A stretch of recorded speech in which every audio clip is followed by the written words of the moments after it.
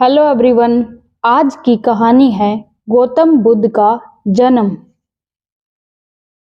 एक समय कपिलवस्तु में शुद्धोधन नामक एक राजा रहते थे। उनका राज्य हिमालय की पहाड़ियों पर स्थित था। उनकी पत्नी रानी माया असीम सुंदरता और सद्गुणों की स्वामिनी थी। जब राजा और रानी को पता चला कि रानी माया गर्भवती है तो वे दोनों बहुत खुश हुए। एक चांदनी रात में रानी माया को एक अद्भुत सपना दिखा। उन्होंने देखा कि कुछ देव कन्याएं उन्हें हिमालय की नदियों में स्नान करा रही हैं। फिर उन्होंने रानी को खूबसूरत वस्त्र पहनाए और पुष्प अर्पण किए।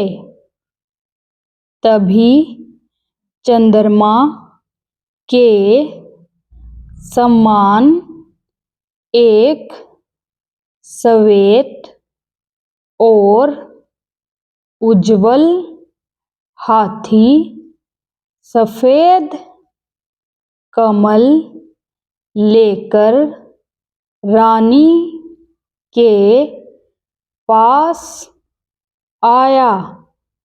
उनके 3 चक्कर लगाकर वह हाथी उनके गर्भ में विलुप्त हो गया। अपने इस स्वप्न के बारे में रानी माया ने राजा शुद्धोधन को बताया। राजा ने तुरंत राज ज्योतिषी को बुलाया और उन्होंने उनसे रानी के सपने का अर्थ पूछा। सभी पुजारी और ज्योतिषियों ने आपस में मंत्रणा करके निर्णय दिया कि रानी एक महान पुत्र को जन्म देंगी।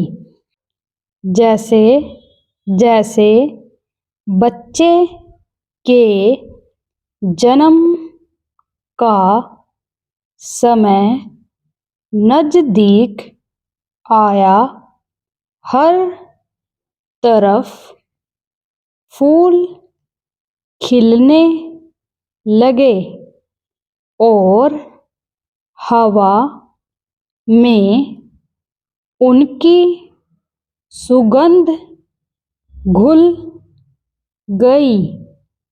रानी ने अपने मायके जाकर बच्चे को जन्म देने का फैसला किया। वे नेपाल अपने पिता के घर के लिए रवाना हुई। रास्ते में जब उनकी सवारी लुम्बिनी के बगीचे से गुजर रही थी, रानी माया ने सेवकों को रुकने के लिए कहा। लुम्बिनी के बगीचे में शाल के पेड़ के नीचे एक अद्भुत बच्चे का जन्म हुआ।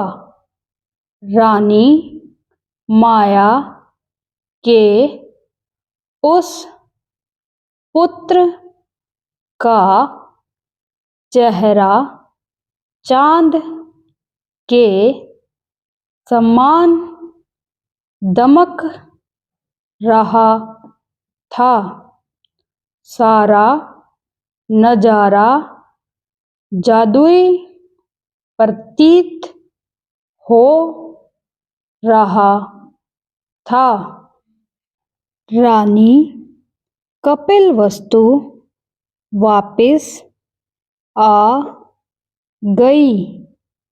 पूरे राज्य में जश्न का माहौल था। राजा के गुरु असीता नन्हे राजकुमार को देखने आए। राजकुमार को देखते ही वे मुस्कुराए, फिर रोने लगे। राजा ने उनसे इसका कारण पूछा। इस पर गुरुदेव बोले, अगर राजकुमार सिंहासन चुनता है तो वह चक्रवर्ती सम्राट होगा, और अगर वह संन्यास का रास्ता चुनता है तो वह आत्मज्ञान को प्राप्त करेगा और सारे जगत का मार्गदर्शक बनेगा। इस कारण मैं मुस्काया और मैं दुखी हूँ क्योंकि राजकुमार से ज्ञान प्राप्त करने के लिए मैं जीवित नहीं रहूँगा।